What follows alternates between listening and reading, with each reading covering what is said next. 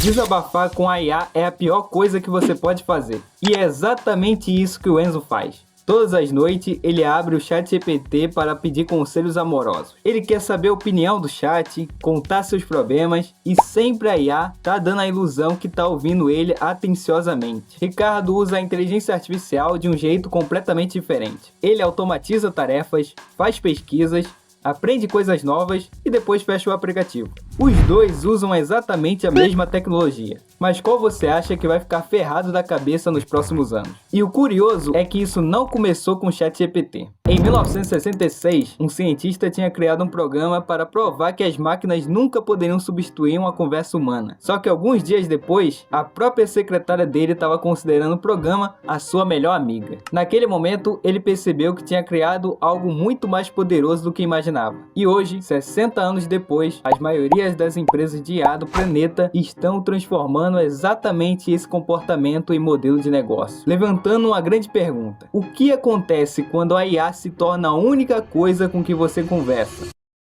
Na década de 60, computadores ocupavam salas inteiras. Eles faziam contas, processavam dados e eram vistos apenas como máquinas. Ninguém imaginava que eles poderiam ser usados para conversar sobre amor, ansiedade ou solidão. Foi aí que um cientista chamado Joseph Weizenbaum, do MIT, criou um programa chamado ELIZA. O objetivo dele era provar o contrário do que está acontecendo hoje. Joseph queria mostrar que um computador nunca seria capaz de entender um ser humano. A ELIZA era extremamente simples. Ela não entendia sentimentos, não raciocinava e obviamente não tinha consciência. Ela só fazia uma coisa: pegava partes das suas frases e devolvia em uma pergunta. Se você escrevesse "estou triste", ela responderia "por que você está triste?". Parece meio ridículo hoje em dia, mas na época, para muitos, parecia que o programa realmente estava entendendo. Depois de alguns minutos conversando com a ELIZA, a própria secretária de Joseph, que tinha acompanhado o projeto desde o começo e sabia exatamente como ele funcionava, olhou para o cientista e disse: "Joseph, você se importaria de sair da sala?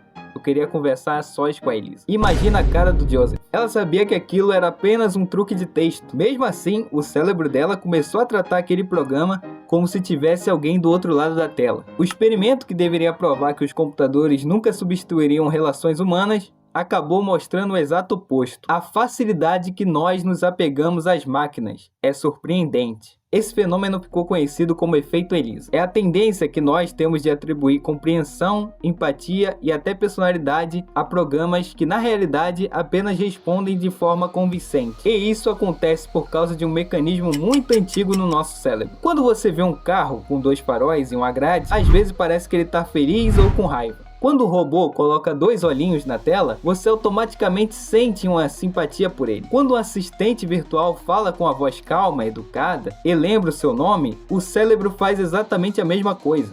Ele ativa o chamado antropomorfismo, um atalho mental que nos faz pensar que coisas não humanas são humanos. Esse mecanismo ajudou nossos ancestrais a sobreviver. Era melhor enxergar a intenção onde não existia do que virar camiseta de saudade. Só que 60 anos depois da ELIZA, esse mesmo instinto passou a ser explorado por sistemas treinados justamente para parecer cada vez mais humano. E é aqui que a história fica realmente preocupante.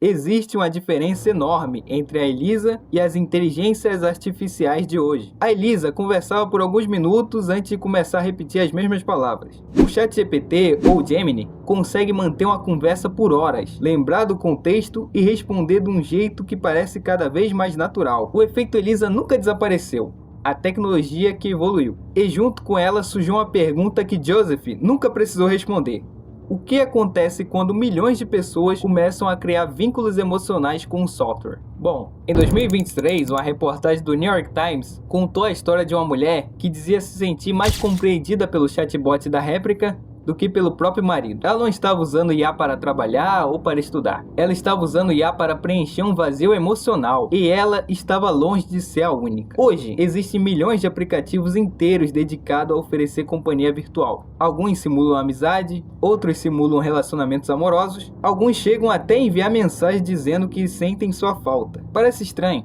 mas faz bastante sentido quando você olha para o modelo de negócio dessas empresas. Uma pessoa que usa IA durante 5 minutos por dia gera muito menos valor do que alguém que passa 1 hora conversando. Quanto mais tempo você permanece naquela conversa, maiores são as chances de você assinar um plano. Hoje, atenção e vínculo emocional andam juntos, e é justamente por isso que a disputa entre as empresas de IA não é só por quem vai criar um modelo mais poderoso. A disputa é quem vai se tornar a voz que você escuta durante todo o dia. Se existe uma coisa que a internet ensinou nos últimos anos, é que a atenção é dinheiro. As redes sociais descobriram isso primeiro. O Facebook, o Instagram, o TikTok e até o YouTube aqui passaram anos aperfeiçoando algoritmos para te fazer ficar mais 5 minutos aqui. A inteligência artificial mudou essa disputa. Em vez de competir pelo próximo clique ou pelo próximo vídeo, ela compete por algo muito mais difícil de conquistar: uma conversa. Quanto mais tempo você conversa com a IA, mais ela entende como você escreve, quais assuntos despertam seu interesse e de que forma você prefere as respostas. Isso melhora a experiência do usuário, mas também aumenta o valor daquela plataforma. E é por isso que quase todos os grandes laboratórios estão investindo pesado em memória de longo prazo, conversa por voz e assistentes cada vez mais personalizadas. A ideia é simples: quanto menos você precisar trocar de aplicativo, maior é a chance de você permanecer dentro daquele ecossistema. Esse modelo de negócio não nasceu com a IA, ele nasceu com as redes sociais. A diferença é que o feed tentava prender os seus olhos. A IA tenta conquistar sua confiança. A confiança costuma durar muito mais do que só um clique. Um exemplo disso aconteceu com a réplica. Algumas pessoas passaram tanto tempo conversando com seus avatares que desenvolveram vínculos emocionais reais com eles. Quando a empresa removeu algumas funções mais íntimas, milhares de usuários relataram a sensação de que tinham perdido alguém importante. Não era apenas a frustração com o produto. Muitos descreviam aquilo como um término de relacionamento. Esse episódio mostrou que as pessoas sabem que estão falando com inteligência artificial. Mesmo assim, isso não impede que o cérebro delas crie apego. E é justamente aí que você pode interpretar mal esse tema. Pode parecer que eu estou dizendo para você não usar mais IA. Não! Você pode continuar usando a força total do Mega Brain sem problemas. Eu mesmo uso a inteligência artificial praticamente todos os dias. A questão aqui é outra: o que acontece quando a IA começa a ocupar espaços que antes pertenciam às pessoas?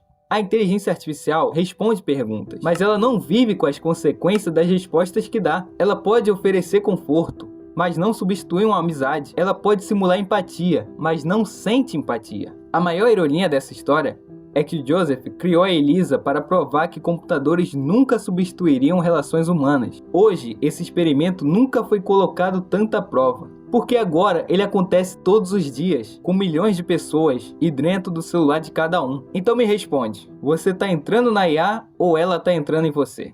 Me fala aí nos comentários. Você também precisa entender como as redes sociais e os algoritmos já vêm manipulando nosso comportamento há muito mais tempo. Eu fiz um vídeo mostrando como o Facebook transformou a Copa de 2014 em uma verdadeira guerra de poder. Clica agora nesse vídeo que está aparecendo aí. Agora se inscreve e deixa o like.